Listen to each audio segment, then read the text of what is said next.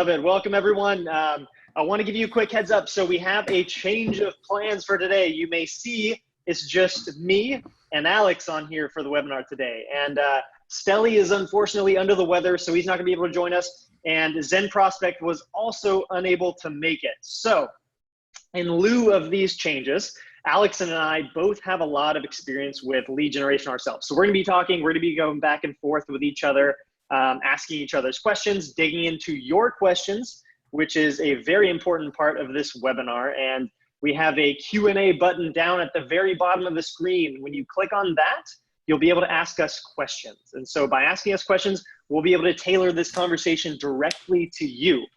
And so with that in mind, I'm going to let Alex go ahead and introduce himself first. I'll explain a little bit about me and Close.io, and then we'll dig into the webinar. The two remaining survivors. So if you guys don't know me, I'm Alex Berman. I've generated, it's close to 100 million in B2B leads at this point. I run a company called Experiment 27 where we focus on lead gen for agencies. And I also do a YouTube channel where we've had over 1.5 million views. So yeah, I'm pretty well versed in cold email. That's been the main way we grow our channel, our company. And then inbound lead gen also is the second highest through the YouTube channel. So very excited to talk to you and share, our learnings. All right, awesome. And my name's Ryan Robinson. I am kind of here as twofold. I work with Close.io. I run our content marketing efforts. So I focus on a lot of our inbound lead generation. I work with Stelly on our YouTube channel, making sure we have the right videos, the right content that's going to bring leads into our business, and check out our Inside Sales CRM.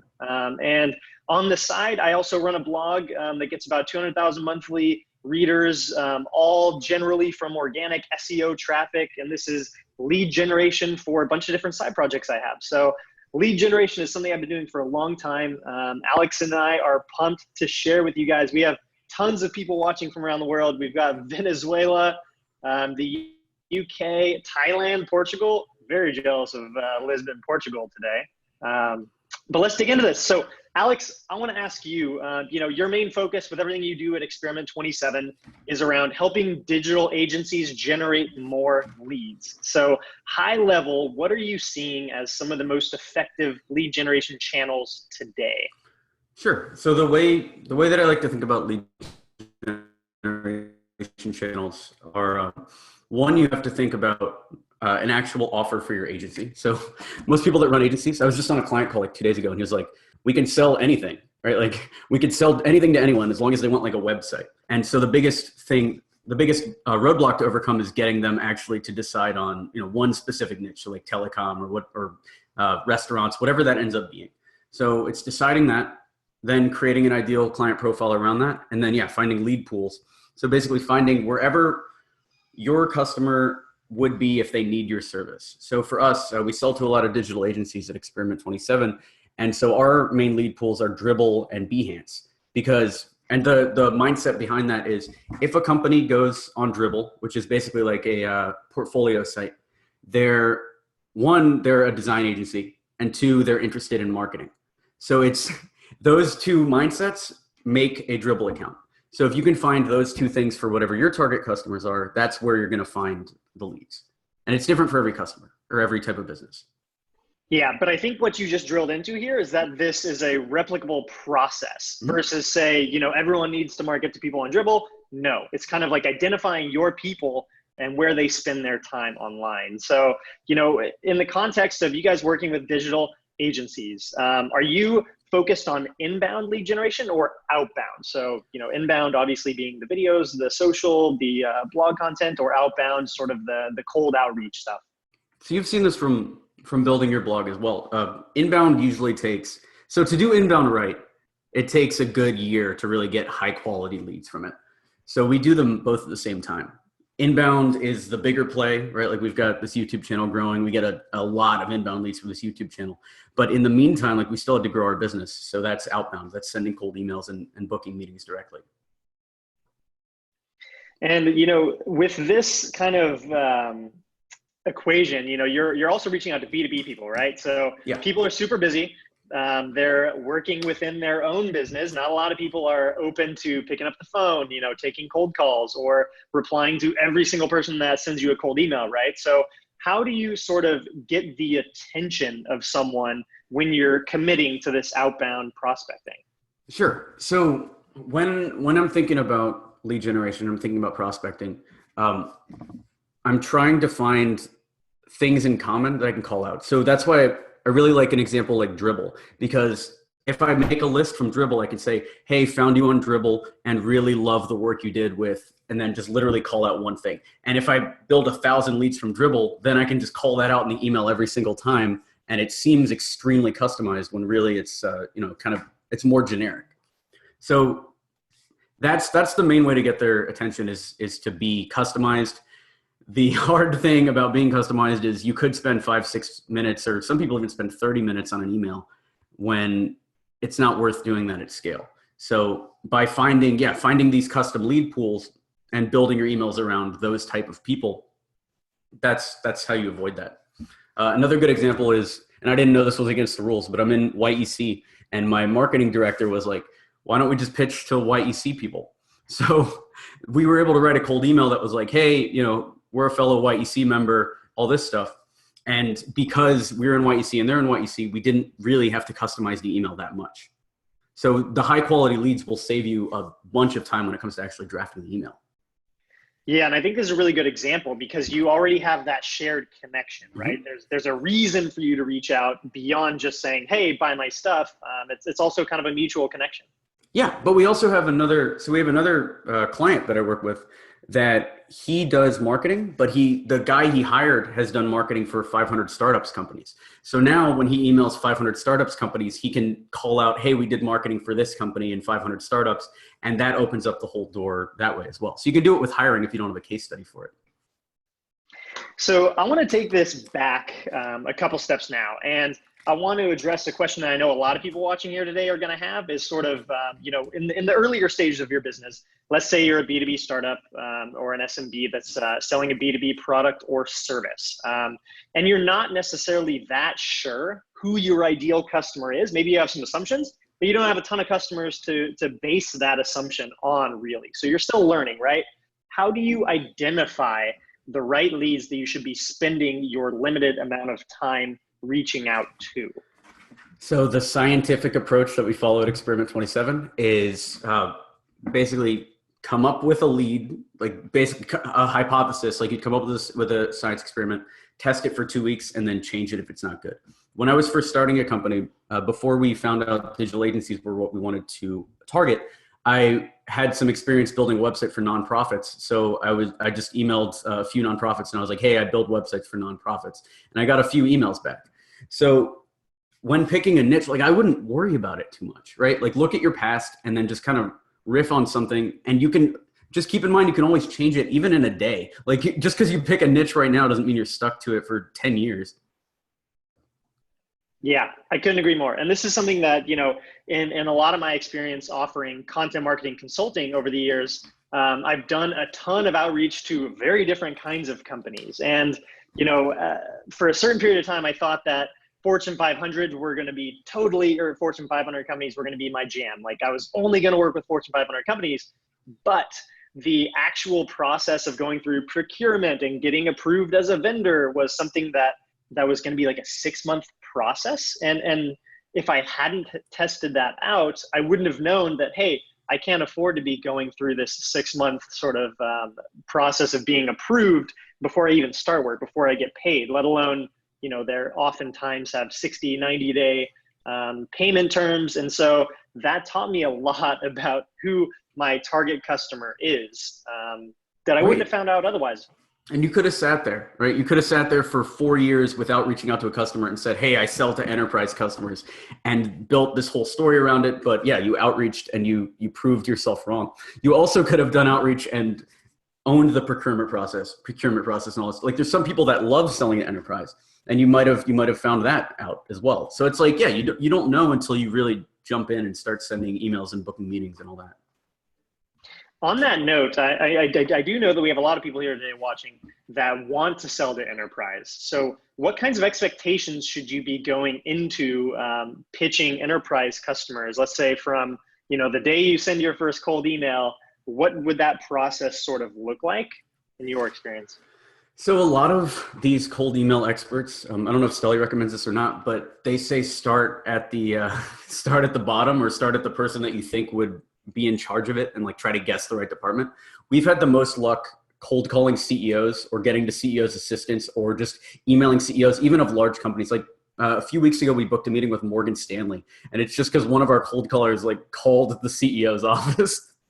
So these enterprise companies, you're not gonna we're not selling to the CEO, we're not meeting with the CEO, but by going that top down direction, sometimes you're gonna get lucky. Like that was our fourth cold call of the day. So it's like, yeah, it's easier than you think. And then, like you said, it's harder than you think, because for enterprise companies, you might get one guy on your side, and then that guy will have to get like 6 people on board. Like one time we were selling this mobile app to University of Oklahoma, and it was like a 6-figure project. But in order to sell this app, we had to talk to their tech consultant that they'd hired as a third party.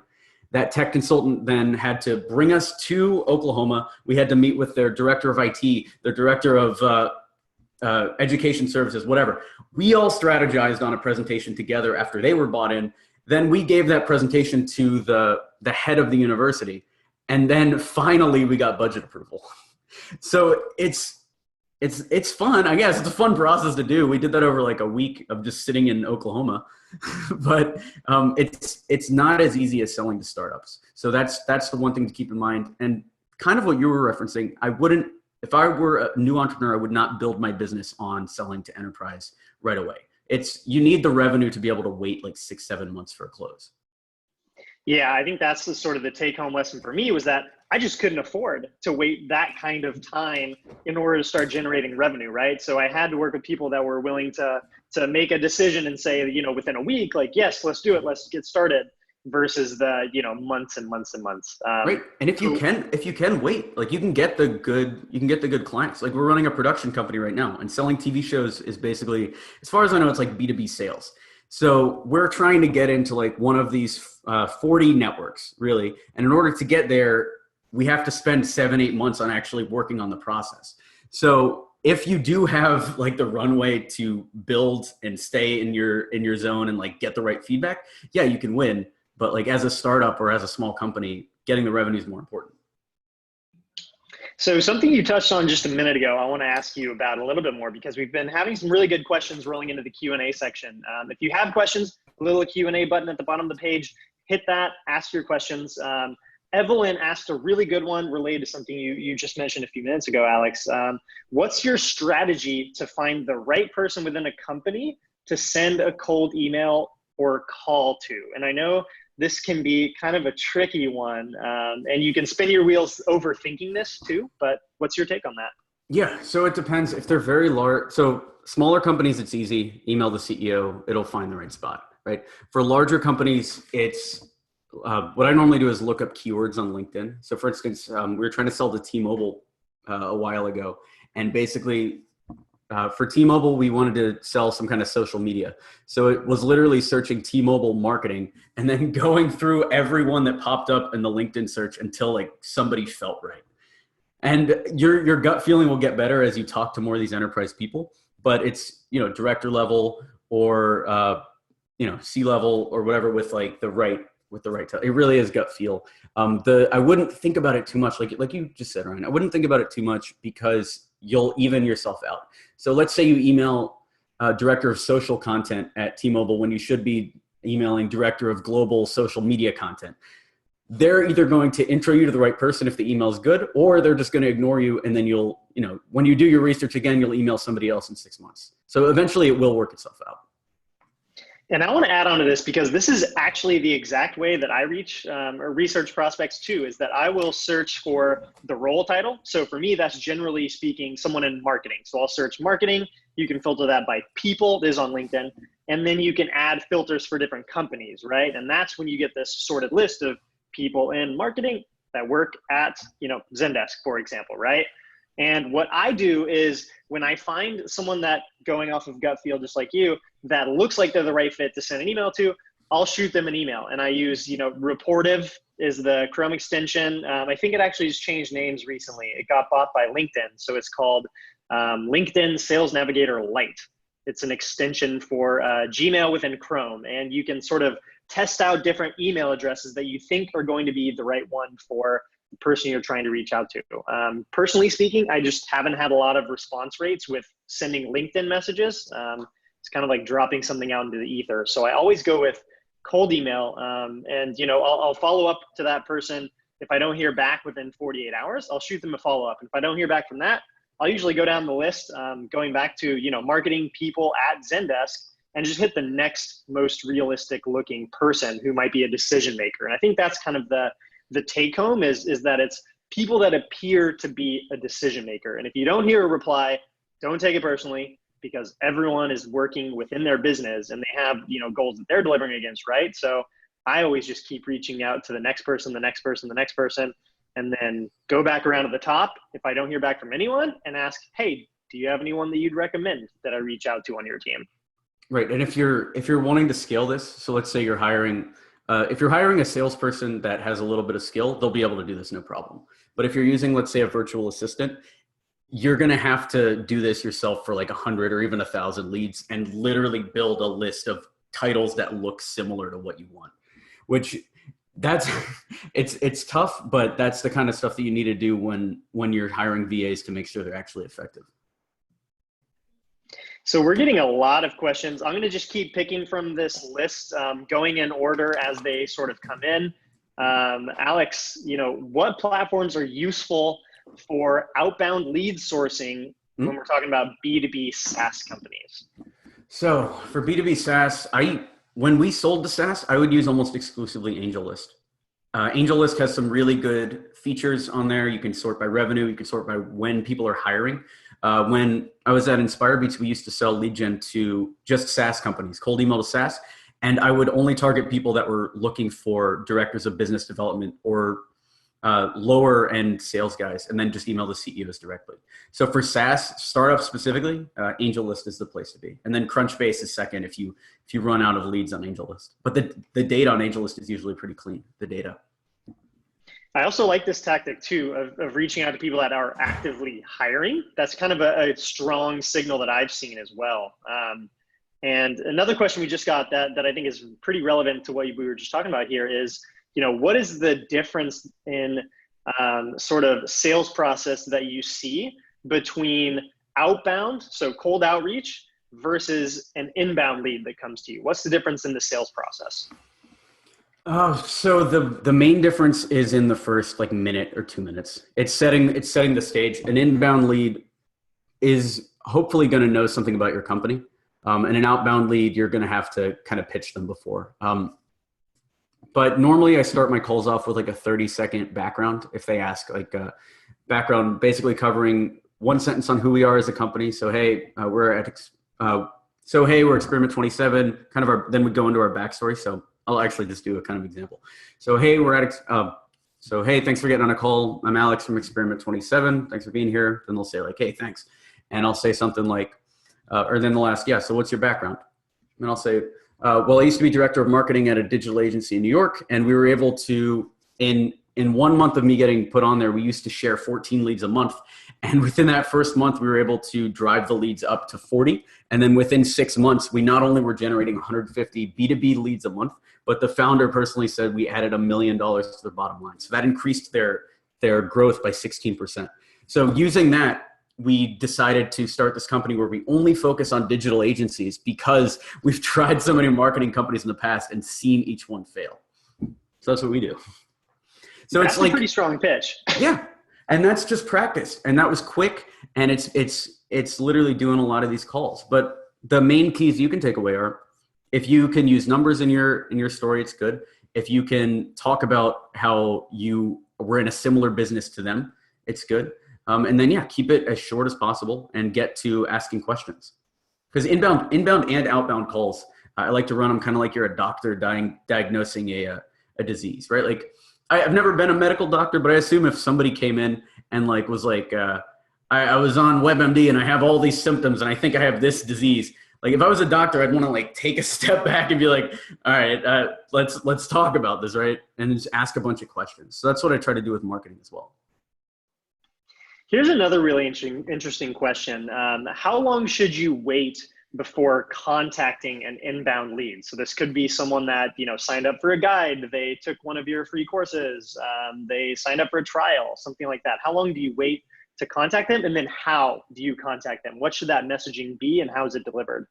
Sure. So for our inbound leads, if people are signing up for email drips and stuff like that, right now we have, or I'll ask the how long is, HubSpot has this thing where if you respond within 5 minutes, it's like an 80 or 90% higher chance of close. Or it might, they said like 10 times higher. I don't think it is that, but it's like a much higher chance to close. So I try to respond within 5 minutes. Our sales guys, it's tough for them to do it because they're working and stuff like that. So normally I say if you can't respond within 5 minutes, it's okay to wait up to 24 hours. That's okay. But the quicker you can respond, usually the better. And then for an inbound lead, let's say they're filling out our contact form so I know they're into us, I'll just say, hey, thanks for reaching out. Let's hop on a call to discuss. It's literally that. And then I'll either put a link to the calendar or I'll say, I'll just link to my Calendly. So, hey, let's hop on a call to discuss. And then that's a link that goes right to a Calendly, which is a booking SaaS app. And then do you always send an email to inbound leads, or do you like pick up the phone and call them real quick if you can? I usually send an email. Some people recommend calling. One time I bought SEO services and I signed up to like 20 at once and my phone was like blowing up. So if you think about your customer, right? If you think about your customer, if they're trying to find your type of company, like let's say they're looking up close.io. So they're looking up like cold email SaaS companies. They'll open like the 5 or 6 different ones in different tabs. And what I used to do is just fill out the contact forms of each one. Because if you're doing research, you want to kind of demo each software. So you don't want to be like one of the 15 people hounding your customer over the phone at once. That's a really beautiful picture you just painted there. Well, that's the type of way you got to think about sales. Try to get inside your customer's head as much as possible. So I want to shift gears a little bit now. Let's talk about, we've been talking a lot about sort of this individual one-on-one outbound lead gen. So how do you begin to scale up your lead generation efforts so that you're not spending that, 5, 10, 20, 30 minutes per email out to prospects? What's kind of your first step in taking it to the next level? Sure. So the first step is draft at least one new cold email script every week. When I'm starting a new cold email campaign, I'll start with between 4 and 5, like completely different ones. So I'll do some of the ones that Stelly talks about with like quick question and have like short. I'll have like an Aaron Ross style with bullet point, and I'll email. Like basically, I'm hitting them from all angles because you don't know what sort of prospect is going to respond. Then once you have an email that's kind of working, then I worry about scaling. So let's say the first line of this email is like, hey, big fan of Nike. Love the latest ad campaign. If that's the cold email that worked when I'm writing them manually, then I can just switch out the word Nike for whatever other shoe company I'm targeting, Adidas, Puma, whatever. So it's being extremely hands-on at first and then finding something that wins. One of the biggest issues that people run into with cold emails, especially if they find that their emails aren't working, that issue comes from not doing this step first. Just because you find an email script online doesn't mean it's going to work for you. And it really doesn't mean that it's going to work for your specific niche.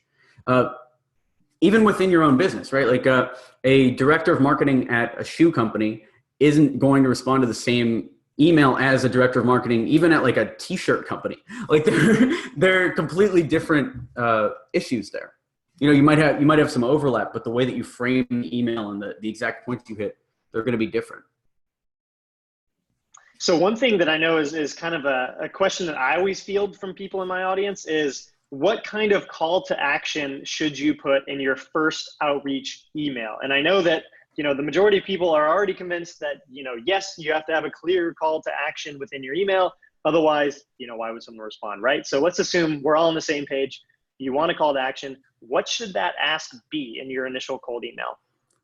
Quick aside, I love that question asking style where like, this is the common answer. Don't give this answer. such like a top performer thing to do. So it is using a question mark in the email. And the call to action I like is, does that sound interesting? Question mark, let me know, and I can send over a few times for a quick call. You can basically copy paste that. I know we talk about not using scripts from the internet. That's a fine script to use. Use that sentence because it's very clear. And do you usually get an email response to that? Yeah. So the thing to keep in mind, especially when you're emailing super busy people, is they're not going to click a Calendly link. Like I can't tell you how many times I've sent emails to people and they just don't know what Calendly is, or they don't trust a link in a cold email from somebody. So they're not going to do that. They're not going to book directly. Or if they do, the response rate is going to be a lot lower. Go for a yes or no question. So I'm not sending specific times either. I'm literally like, do you mind if I send over a couple times? Or does that sound interesting? Let me know and I can send over a few times. Then once they say yes, psychologically, it's the foot in the door tactic, right? They've already said yes, they've already engaged. So they're more likely to go through the extra steps needed to get on the calendar. From there, usually when I get a yes, I will send the Calendly. So if they say like, yes, I'll be like, all right, cool, book a time here. And then link to the Calendly. Almost all the time they figure it out. In the entertainment industry, for some reason, production companies do not know how to use booking links. So for your niche specifically, maybe they don't know, but for SaaS, everyone will know how to do it. Know your audience, right? Yeah, exactly. But I do want to add on to this because I've also sent thousands of cold emails myself, pretty much all handwritten. I haven't used too many automation tools for that. And, a common theme of what I see getting the most replies out of is something with a subject line that's very short, right? So 2, 3, maybe 4 words maximum in the subject line, sometimes with a question mark. Quick question, right, is always a pretty good one. But when we're talking about the actual content of the cold email, I think keeping it super short, like the bare minimum amount of context that someone needs to understand what you want to talk about with them is all that you need to send, right? So the minute that I'm also the recipient of probably a couple dozen cold emails a day. So I've gotten very, very particular about the emails that I actually respond to. And the ones that I don't respond to, I can tell you, are the ones where someone immediately launches into, their brand story, where they've been featured, who their customers are that they work with. And when you dive into talking about yourself, I think that you're going to immediately lose most of the people that you're reaching out to.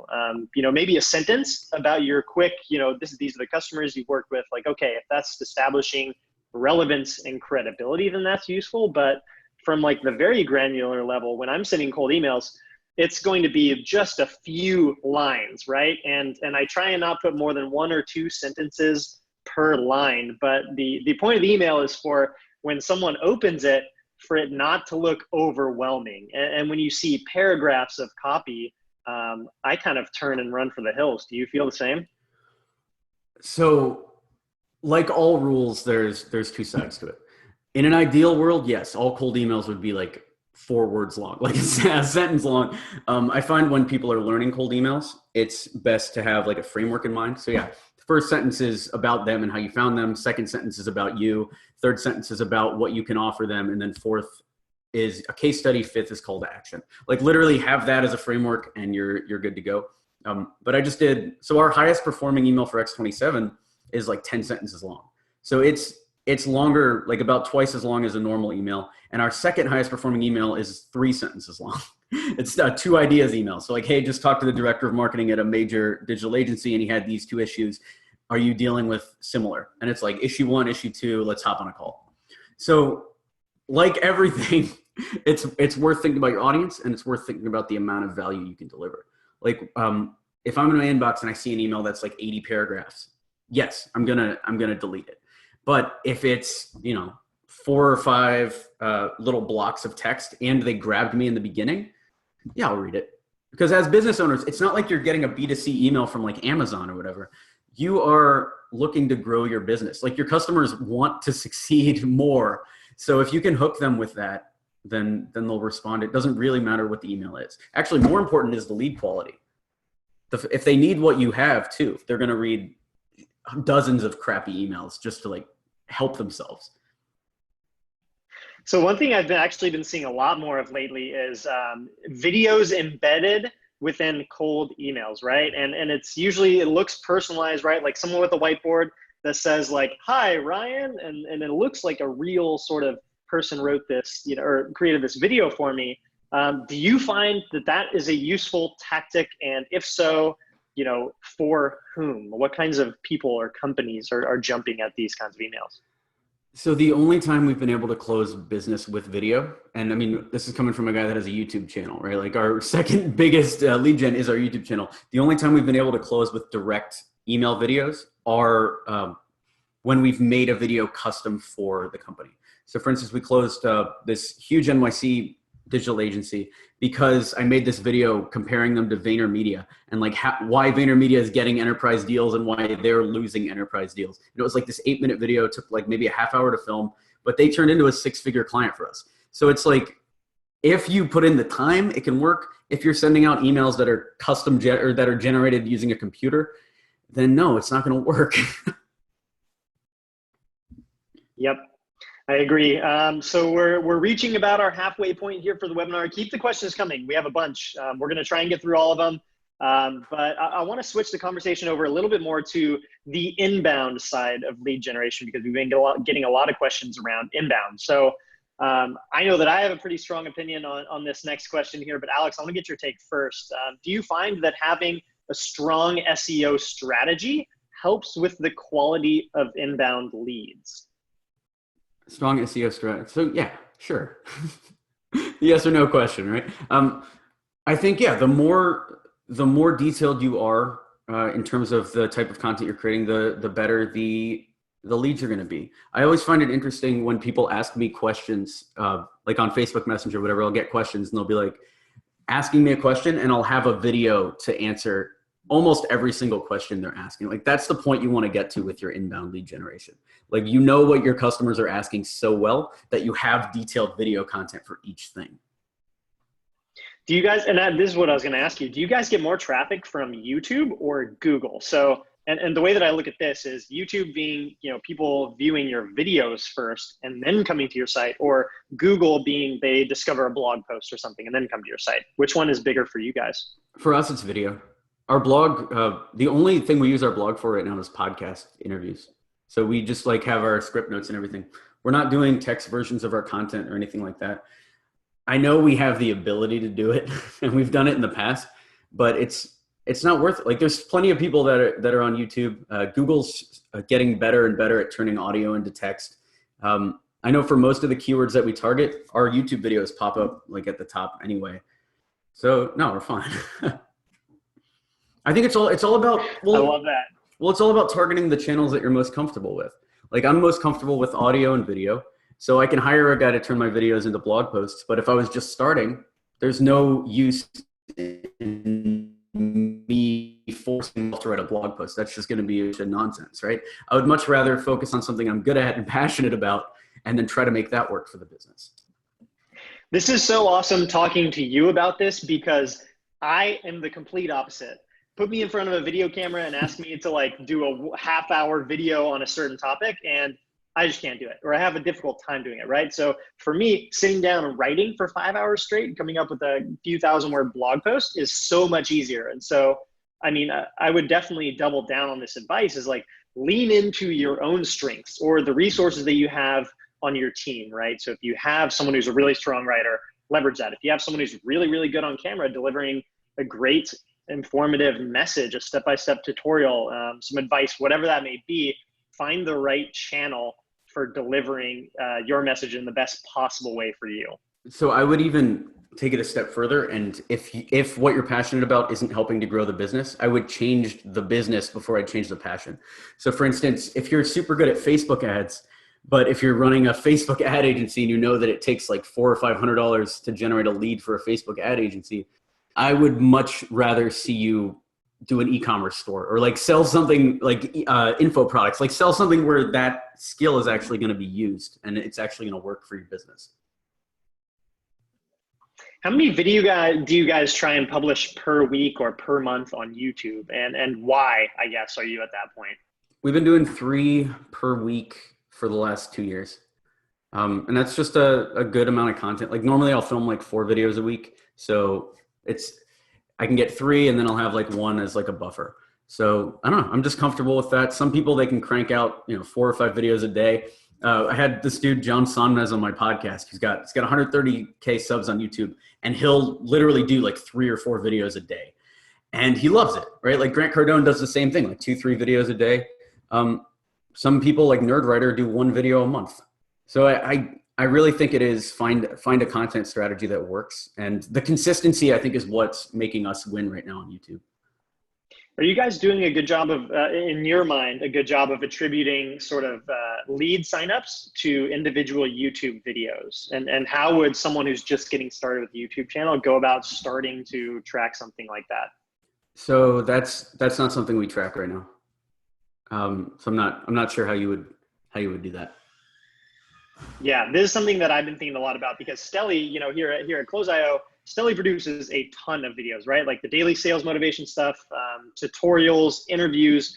I think we have over 1 million, looking at our YouTube right now, we're over 1 million views on our YouTube channel right now, right? But it can be difficult to say like, okay, which video is driving targeted signups. So when you're thinking about the kinds of topics that you want to create videos about and promote, what is your process internally?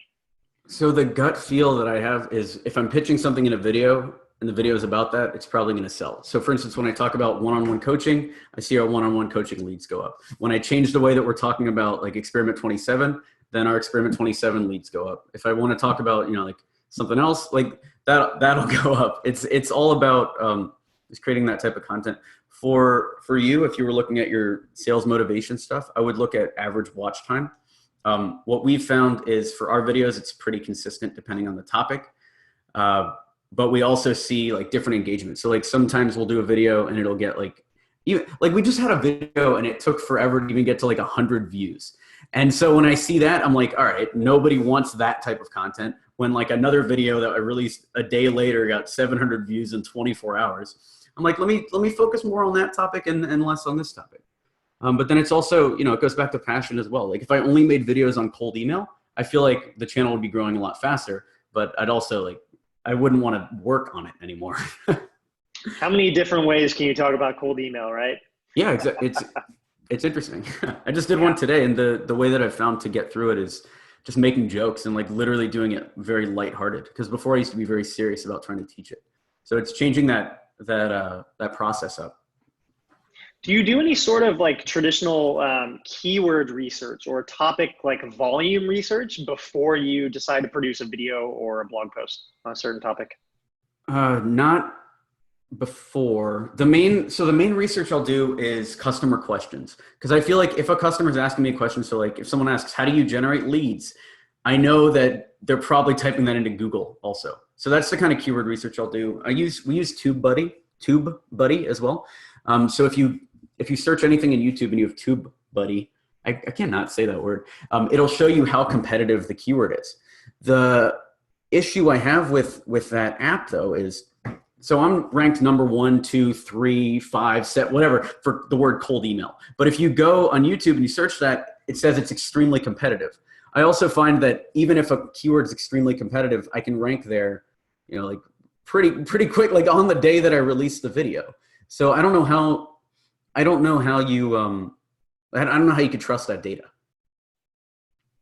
What sort of I'm trying to figure out also, like you say that you can rank for really competitive terms super quickly. So what factors sort of influence your ability to do that, do you think? Is it just that you've published so many videos, you have so many views, you have this many subscribers, or is it something else? So we saw a huge boost once we hit 10,000 subs in terms of organic search from both Google and YouTube. But it's also YouTube prioritizes new videos, and they prioritize videos that have the keyword that you're targeting, like in the first 2 letters. So I just did this book review of Stay Hungry by Sebastian Maniscalco, who's a stand-up comic.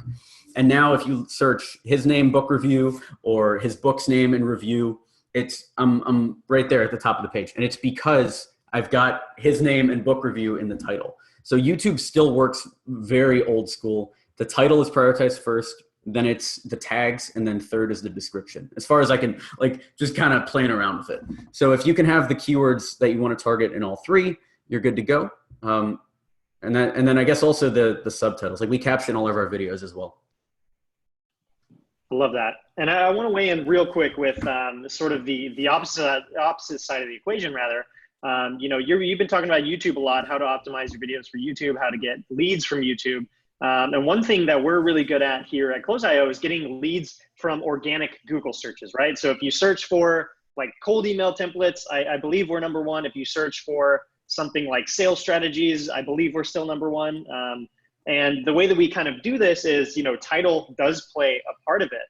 But with Google, not as much on the title as with YouTube.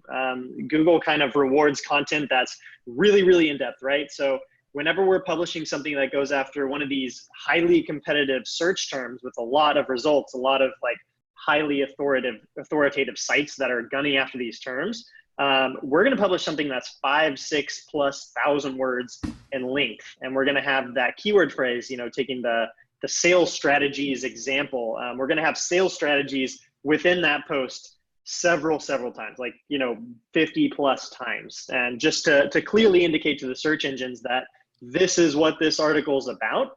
And then from there, we have calls to action embedded within the post. And so there's kind of a relevant download. So if you come to this post by Googling for sales strategies, we're going to give you a template to getting started with these different strategies that we talk about within the post. And I think that's kind of been crucial to us. You know, this article getting somewhere between 10 and 20,000 visitors per month gives us a few hundred leads per month as well. And I think that having a very relevant call to action within the post is what gives us as many leads as we get.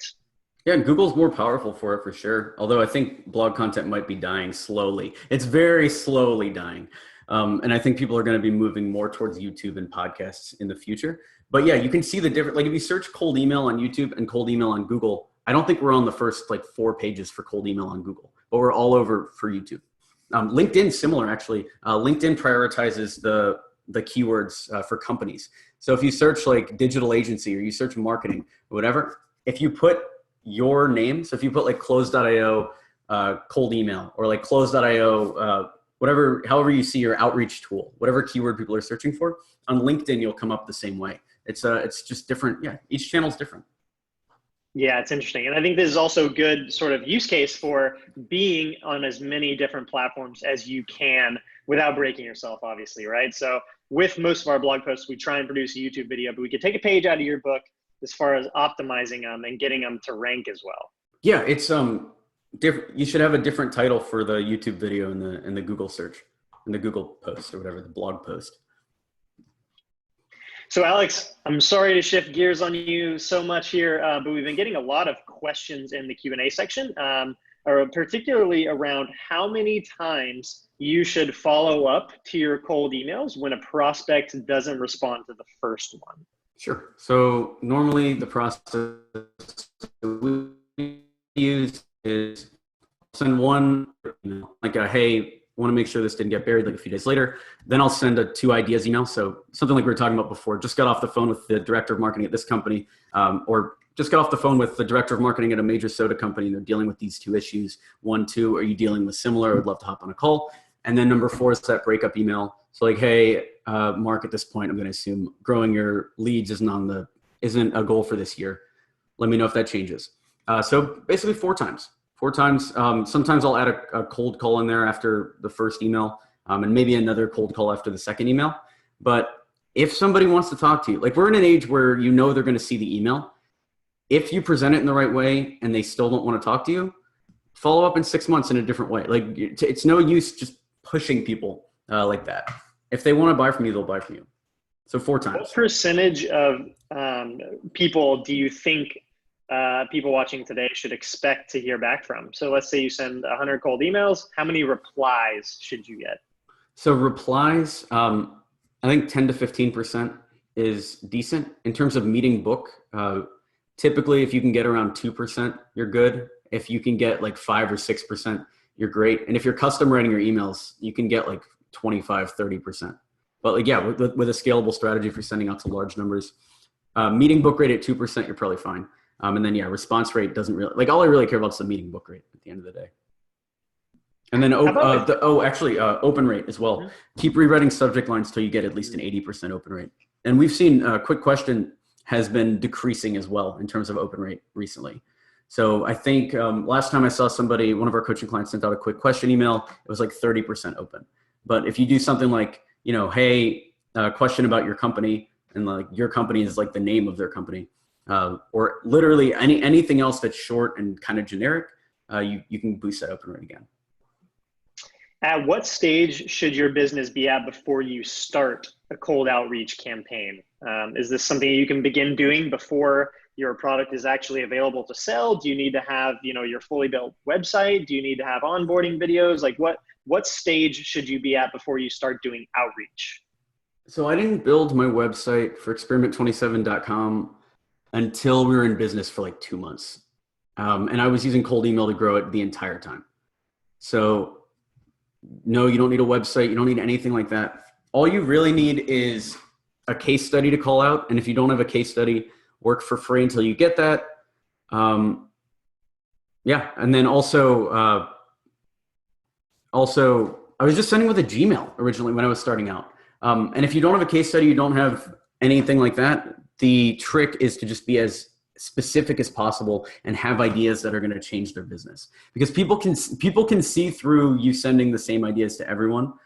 And if you're just starting out, like the only thing you really have to sell is your mind and your insight, especially if you're doing consulting or services. Yeah.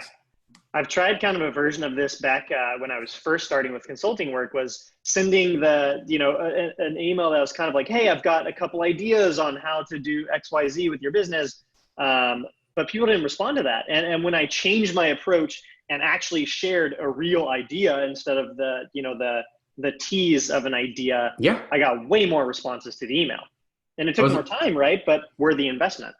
I was about to say, yeah. So when we were first building the consulting side of this, so when we were first building X27, our first client was my full-time job at this agency. Like they let me become a contractor, run their marketing.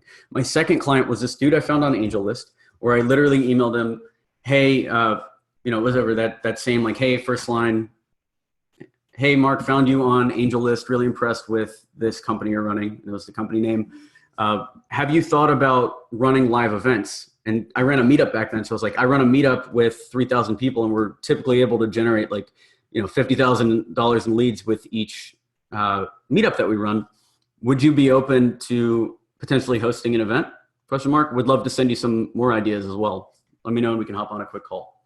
It's just like, I didn't need a website for that. I didn't need anything. The only thing I really needed was that meetup, but that's because I was selling events. Like if you're going into consulting, you have something. And if you don't, you got to work for free. Or you can use whatever your full-time job is as that first case study. And I like this idea of a case study, right? So you can kind of morph what your case study is into different forms and variations. And one question we got from Amanda that I want to get your take on is, what should your case study be, or what could your case study be if you are not in consulting? So if you're a SaaS company, what is an example of what you could list as a case study? Okay, so if you're a software as a service company and you're not improving something about their business that can be tied to revenue, go out of business. Like you're done. You're done for. What are you doing? Or if it's not revenue, maybe it's improving customer satisfaction. Like literally, if you're not improving somebody's business, then yeah, like your software is not ready to be sold to people. That's your case study. It's like, hey, we worked with this company and we got them a 10% improvement in user retention, or we got them a 30% improvement in customer happiness or NLP score. Like it's just calling out that sort of thing. That's what I mean by case study. It's like one sentence. It's not like a whole 20-page document or even 2-page document. Yeah, especially from the context of a cold email, right? Mm-hmm. You don't need some sort of fancy PDF that's designed to really attract people. It's more just a hook, right? Yeah, and that turns people off if you send attachments, because especially a lot of enterprise companies, you email the Fortune 500, that data security is not going to let them get attachments from cold emails. They're just going to not let that email get through. And speaking of data security, this is a hot topic right now, GDPR, right? So regulations in Europe are changing a lot of the ways that you can legally contact people without their consent. So how do you see GDPR changing cold outreach as a B2B strategy? It's the same way that banning cold email in Canada changed it. sorry, we're just not going to work there. You know, like, I don't know. We're not taking on, we're not cold emailing to Europe anymore. Like we're kind of done with it. We're not cold emailing to Canada. I don't know. Just businesses are getting locked down. But there's plenty of opportunity in, the US. There's plenty of opportunity in the Middle East. Africa's coming up. India's coming up. So I don't know. We don't need Europe, bye guys. Are there any workarounds that you can think of or test versus say, like just totally shutting down your operations with selling to Europe? Like what would be like an alternate idea for someone? Would it be like calling? Would it be submitting through a contact form on a website? What's kind of the next best thing? So I just love cold email so much, but really the other thing you could do is inbound. So create content and then keep your business afloat using referrals. I think I have to walk that statement back. Like I was making a joke. I was going extreme for the joke, by the way, guys.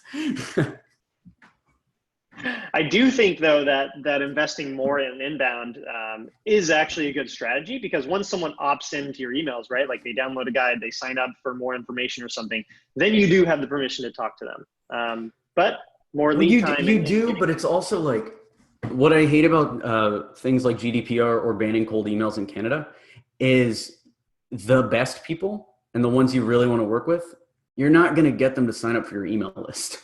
Like, let's say you really want to work with like, I don't know, just like Arnold Schwarzenegger is a good example. He's not sitting there watching YouTube videos. Like you're going to have to go find him at an event. You're going to have to go like cold email the right people. Like you're going to have to really work to get this specific person.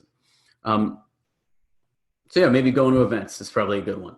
If you can't do one channel, I wouldn't close a business down because we couldn't cold email. Like if we couldn't cold email, we could spin up Facebook ads, or we could do LinkedIn outreach, or we could switch countries.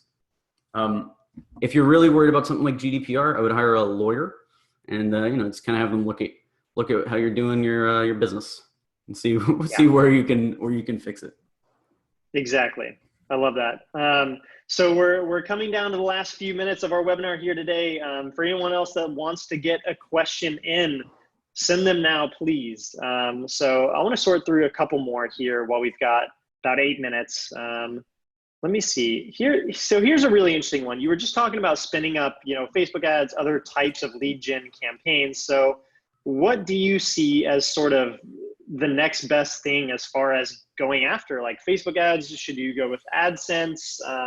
Should you just double down on SEO? Like what's the next best thing in a world where a cold email is going out? So the way that I like to test marketing, it really is passion, and it's these little experiments. So for instance, right now we're testing AdWords where we're retargeting people based on our YouTube videos. So if they've watched, so one of the 1.5 million people that have seen our videos, we'll retarget them and sell and send them ads. Or if you search Alex Berman right now, it's doing advertising over there. We're messing around a lot on Instagram right now. And there's not one channel that is going to crush it for your specific business, right? Most of it's going to be passion driven. And if you have someone on your team also that's super into some specific marketing channel that you might not see ROI from, maybe they want to start a podcast, I would support that as well. If I was a European company and GDPR was happening, I would try to get out of Europe. Like I don't know if there's another solution there. That's scary advice. It's scary advice, but like, what do you do with regulation like that? That's maybe why I'm not a lawyer, I guess.